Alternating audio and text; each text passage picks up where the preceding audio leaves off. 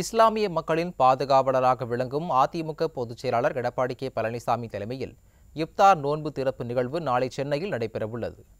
ஆட்சியில் இருந்தாலும் இல்லை என்றாலும் சிறுபான்மை மக்களின் காவல் அரணாக அனைத்திந்திய அண்ணா திராவிட முன்னேற்றக் கழகம் விளங்கிக் கொண்டிருக்கிறது. சிறுபான்மை மக்கள் ஏற்றம் பெறுவதற்காக பல்வேறு நலத்திட்டங்களை கொடுத்து அவர்களுடைய வாழ்வில் ஒளியேற்றிய கழகம் அதிமுக. அப்படிப்பட்ட மாபெரும் மக்கள் இயக்கமான அதிமுகவின் பொதுச் செயலாளர் புரட்சி தமிழர் எடப்பாடி கே பழனிசாமி தலைமையில் நாளை மாலை 5 மணி அளவில் சென்னை எழும்பூரில் உள்ள புகாரி சிராஸ் அரங்கத்தில் இப்தார் நோன்பு திறப்பு நிகழ்வு நடைபெறவுள்ளது. கழகத்தின் அவைத் தலைவர் தமிழ்மகன் உசேன், முன்னாள் நாடாளுமன்ற உறுப்பினர் அன்வர் ராஜா மற்றும் முன்னாள் அமைச்சர் அப்துல் ரஹீம் உள்ளிட்ட ஏராளமான இஸ்லாமிய மக்கள் இந்த நிகழ்வில் பங்கேற்க உள்ளனர்.